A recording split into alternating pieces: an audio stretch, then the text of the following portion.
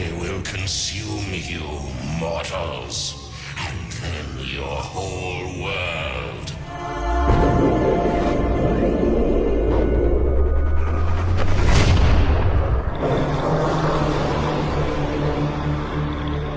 What's going on, everybody? This is dkdynamite, and today we're going to be talking about a massive update for zombies regarding the next map, new content, and even something Treyarch is doing for the very first time. Definitely stay tuned. But before we jump into that, be sure to hit that subscribe button down below, and I want to thank every single one of you for all the support on my recent content. I uploaded several videos and did a 5-hour stream in a span of like 15 hours, and you guys absolutely crushed the support on all of that content. Seriously means the world to me. 2022 is definitely off to a good start, and you guys know exactly where to come for the best Call of Duty coverage for Black Ops Cold War, Vanguard, Warzone, and any other future releases. But as a reminder, my Gfuel code DYNAMITE has been boosted to save you 30% off any order from now until the 17th, and there will be other code boosts in the future as well. You could also stack this boost with the current $30 deals they have going for some of their tubs on the site. The link is, of course, down below in the description. Take advantage of that while you can, and once again, it means a lot to me. So starting off with the update in Vanguard Zombies, let's first discuss the combat shield, or the Riot shield, whatever you want to call it. You can now spawn in with it, but I love the fact that Treyarch doesn't really force you to actually equip the combat shield or to spawn in with it, considering it's very common to get from drops after killing heavy enemies on higher waves, and it's also not hard to get from the mystery box either. If you're unsure of what secondary you want to run, the Riot shield really isn't a bad idea, since you do have a bit of extra protection on your back as you progress through the high rounds, and it doesn't ever break, right? I guess you could say this is better than any buildable shield from previous Zombies iterations. You don't have to build it, look for 9 different part locations, you can just spawn in with it, or you can go ahead and wait till you get it in a couple of higher waves. Figured I'd point that out in the case that you guys are interested in this. I do think it's a bit weird when you use the combat shield though. Upon actually doing a melee attack with it, I kind of feel like my character lags, or it's like I lose balance. It's weird. I kind of like I lose some functionality with my controls. Something just feels off about it. I'm not sure if that's intentional to make it feel realistic when you're using the shield, or if it is a bit buggy right now, which I wouldn't be surprised about at all. It's Vanguard, of course. But we also have a new weapon available for use in zombies as well, the Wellgun SMG. So in order to unlock it for free in zombies, you have to get 5 rapid critical kills with the SMG during 50 different portal objectives. I don't believe you can actually do this in round base. I could be mistaken. When I say round base, I'm talking about the void objective. Maybe if you go in and then leave after 3 rounds, go back in after that, it'll count, but 50 different portal objectives is quite a bit. However, it is some replayability for the zombies fans who needed something to do. It'll take you a while to get this done, so maybe you'll consider unlocking it in multiplayer instead. Most people did that. Let me know how you're feeling about the Wellgun down below in the comments. You'll be seeing plenty of gameplay of this weapon in some of my future videos. But Treyarch introduced something that they've never really done before, and that's a prologue to an Easter egg. Now, you might consider Operation Excision from Outbreak a bit of a prologue to Mount or Toten, and it kind of is, but those are still 2 different experiences, going from Outbreak into Mount or Toten DLC 3. So I hope to see them continue doing stuff like this in the future, but they've essentially given us a preview of both the storyline coming in the main quest next season for Anfang, and a preview of the first couple of steps we'll actually have to do gameplay wise. And again, this is all for the same map. The main quest is coming to Anfang hopefully at the start of season 2, maybe a bit after that, but I'm just gonna guess it'll be at the start, which is a good 3 weeks from now, beginning of February. I haven't seen many people talk about something in particular, so bear with me here. I also like how this prologue to the main quest allows us to unlock an exclusive round-based objective, which, like I said, is known as Void, previously rumored to be called Forever Blitz, and I guess the name checks out. It is technically Forever Blitz. Maybe this was planned to be released with the main quest during season 2, but because they knew zombies fans needed some content, they dropped this a little bit early. Like I said in a previous video, I'm sure there have been many instances, which we knew happened during Black Ops Cold War, where content happened to be done a bit sooner than expected, ahead of schedule, and they said, you know what, since it's ready, just drop it a bit early so that zombies fans have something to grind for. Firebase Z was planned for season 2, but ended up coming out in season 1 Reloaded for Cold War's lifecycle last year, so there's another example of that. Now, first you need to do 2 specific objective portals to begin this little side Easter egg, or this bit of a prologue to the main quest, and the first objective is right in front of this building, which barricades the area where Quick Revive is.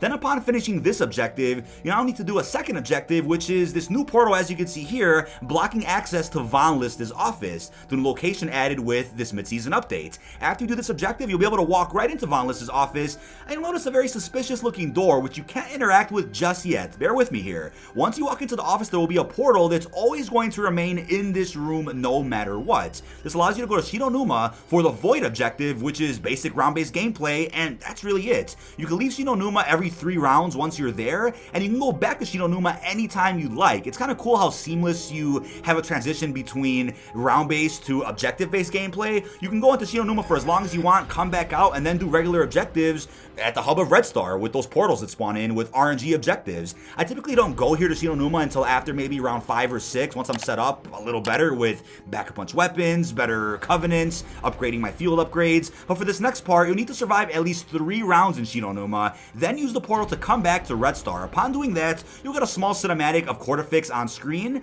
and once you return, you can now interact with this door right here. Craft is actually locked behind it. You'll get plenty of dialogue, some really juicy conversations, which we're going to talk about later in the video. Upon doing this, he'll then ask you to interact with Speaking Stones at the apartment building. So that's located in front of these skeletons in the building itself, but don't forget, you do have to complete an objective to actually gain access to the apartment building, so technically you need to do 3 objectives for this entire quest here, or this prologue, I guess you could say. After interacting with these Speaking Stones, go back near Von List's office, and voila, you will see a green portal appear. And that is the end of this short little quest / prologue to the main Easter egg we are going to see at some point in Season 2. So these are definitely the first couple of steps you'll have to do once the quest does go live, but the implications of this little quest are really important. First of all, there's a ton of new dialogue, which I know could be hard to listen to when you're in-game. That's why I wish there was an intel feature at the main menu like we got in Black Ops Cold War, but for now, turn on subtitles or have your teammate take the zombie to a different room.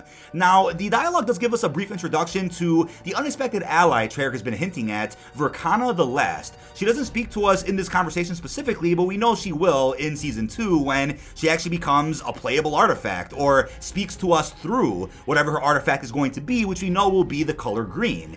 Now, because it's the color green, maybe she's either healing aura or toxic growth like we saw in Black Ops Cold War. I'm kind of in the middle between which one she probably is, because there is dialogue suggesting that Vercanna's sacred forests were burned down, so maybe she is toxic growth after all. But could it be healing aura, because maybe she wants to heal the forest, and that's why the artifact will be healing aura, allowing us to also help heal our teammates? Or is it just toxic growth to where she can give us a bunch of trees and nature to fend off against the zombies? I'm leaning a little bit more towards toxic growth, but I wouldn't be surprised if it was one or the other. Heavy emphasis on green, obviously, so maybe it's even a brand new field upgrade that wasn't in Cold War, and it'll blow all of our minds. We'll just have to wait and see. The reveal trailer for Anfang did give us a glimpse of Von List's office and a flicker of green every now and again, so maybe all of this was intended for launch content? Either way, we'll be meeting Vercanna in Season 2, and there's a full video I have linked down below in the description from Cal Jitsu, the legend himself, storyline fanatic, who went in even more depth about specifically who Vercanna the Last really is. Next, we did get confirmation that we are in fact going to Egypt, which is definitely exciting. I know 9 is technically an Egyptian map from Black Ops 4, but you know that Treyarch could do a lot more with the location of Egypt if they went back to that spot at some point in a future DLC. In the recent blog post though, Treyarch did say we're getting a whole new experience at some point soon, which I want to say is probably later in Season 2, after the main quest is solved for Anfang, and that new experience will offer a new hub located elsewhere around the globe and new portals within that hub that'll take us to new locations. They confirmed a fully original Dark Ether location as one of those portals in the next experience, so I'm really curious about what that is. But don't forget, recent rumors also suggested that we are going to be seeing Desert Siege in zombies, so it's safe to say Desert Siege will be the new Red Star in the new experience, acting as the hub in the center, with a bunch of portals of course surrounding the hub, and hopefully more than one of those portals will take us to fully original zombies locations. And yes, Desert Siege does take place in Egypt, so I guess all that checks out. That's kind of what we have right now in terms of the next DLC, but don't be disappointed just yet just because it's a multiplayer remake or because it's going to reuse the layout from an experience that you probably don't even play much in multiplayer anyway. I think there's definitely a way to kind of one-up Desert Siege to make it feel like a more original zombies location in comparison to Red Star. Now, we also figured something else out, live on stream actually. Upon going to the Void objective in Shido Numa, you'll notice 4 different anchors you can interact with, and they even make an animation when you shoot them. We tried everything on stream, live for you guys. We shot them all at once, as if it was an Ascension level step. We held square on them all at once, we meleeed them, nothing would work, but you notice the anchors do take 0 damage. You get the pop-up on screen that you did 0 damage to those anchors. We'll possibly need the Wonder Weapon, or multiple Wonder Weapons, to destroy these anchors once the main quest does release next season. Funny enough though, Treyarch already confirmed multiple wonder weapons for the next big update in their recent 115-day blog post, so either we'll need more than one to do this step, or maybe just one person has to do it. It's a little bit unclear right now, but curious individuals on Twitter already found references to something called a cool gun and a ray gun in the game's files. Whether they're both the same, maybe the ray gun is quote-unquote the cool gun in the files, that's unknown, but I bet we'll end up seeing the original ray gun come back, because why wouldn't it, right? We always see the ray gun in Treyarch Zombies, and of course a fully original wonder weapon that fits the theme of Anfang. So it's definitely cool that Treyarch has essentially released the first couple of steps for the main quest. Hopefully the main quest is a bit longer though, and isn't just do the first 2 objectives, go to Numa, shoot the anchors, and then maybe one more thing. I hope that there is more depth to this main quest, where there's a couple more steps that we have a hard time figuring out, and then a cool boss fight, but it can't win with everything. We'll have to wait and see how the main quest does end up working, but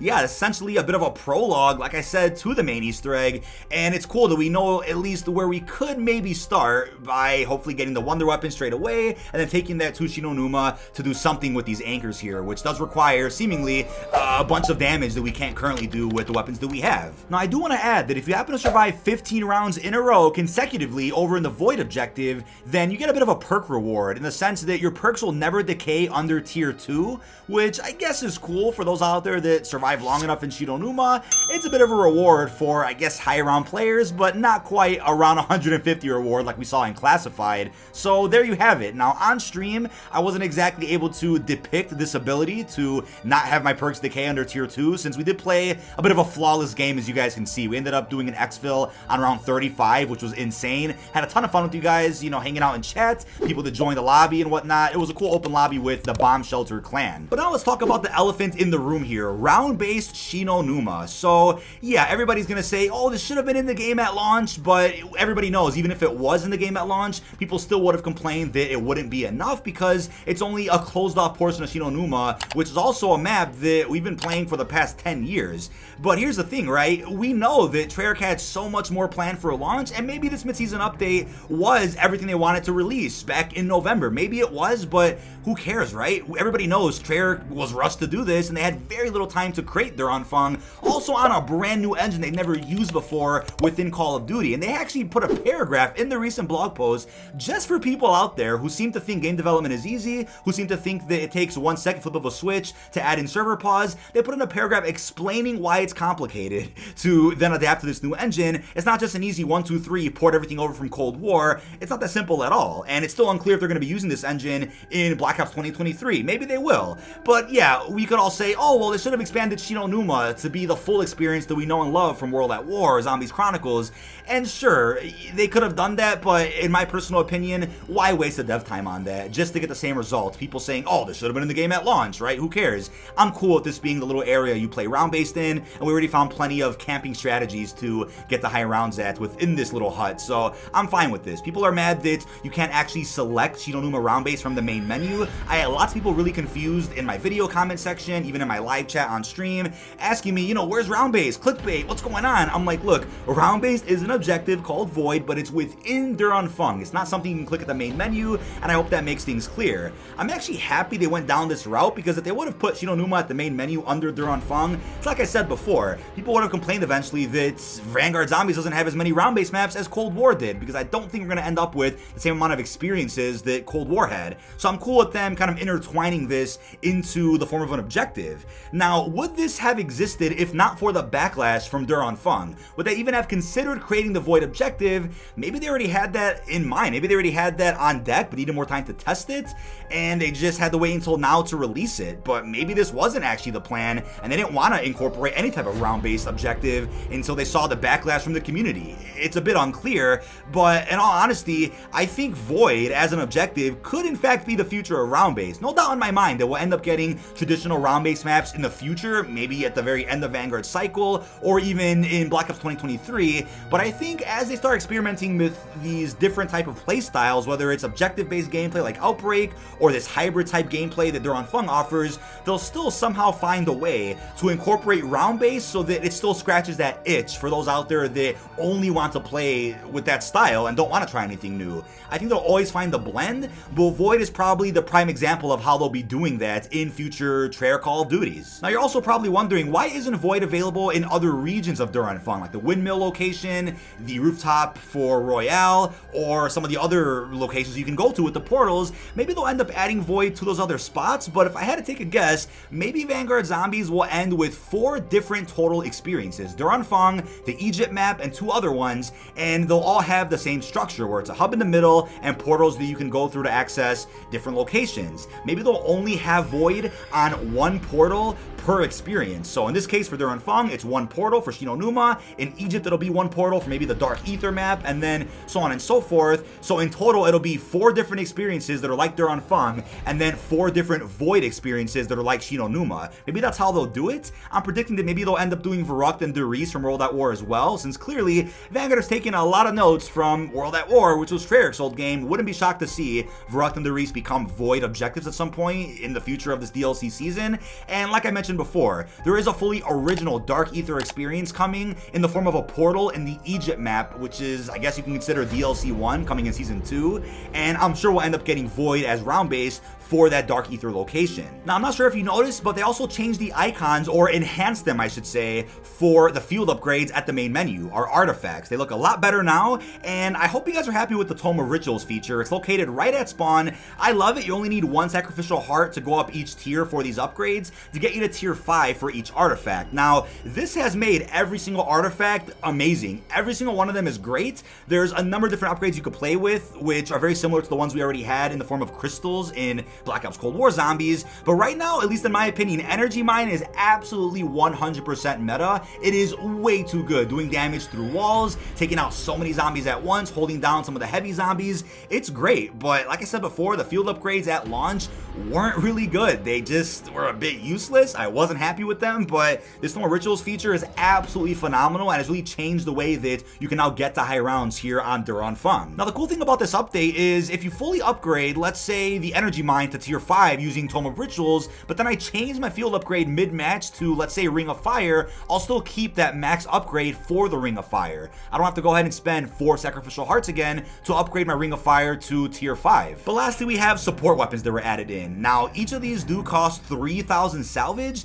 and I guess I respect them going down to just 1 rarity of salvage instead of the 2 that we had in Cold War. Well, there's actually 4 in Cold War, but 2 that dropped from ground loot. And, you know, now that we just have 1 form of salvage, I guess it's a bit frustrating that you have to save up for both level 3 armor and then your support weapons or equipment if you want that. And you know what? For people that go to high rounds, it's no problem. You're going to get a bunch of salvage anyway as you progress, but if you're only playing within the first 10 to 15 rounds, you're just not going to have enough to buy a lot of things. But the DeathMachine is great. It has that area of impact like we see in multiplayer, right? Essentially that incinerary damage that you can actually hurt yourself with. I love it. It does plenty of damage against the heavies, can really take down the train very quickly, and it's definitely something that you want to have on deck in the case of an emergency if you get cornered. The WarMachine, however, it definitely clears a bunch of trains. It can clear your room out of zombies, but against heavies, it's not very good. We used both of these extensively on stream live yesterday. Let me know how you're feeling about the support weapons down below in the comments. Still a cool addition, and I'm sure other kill streaks will also be added to the workbench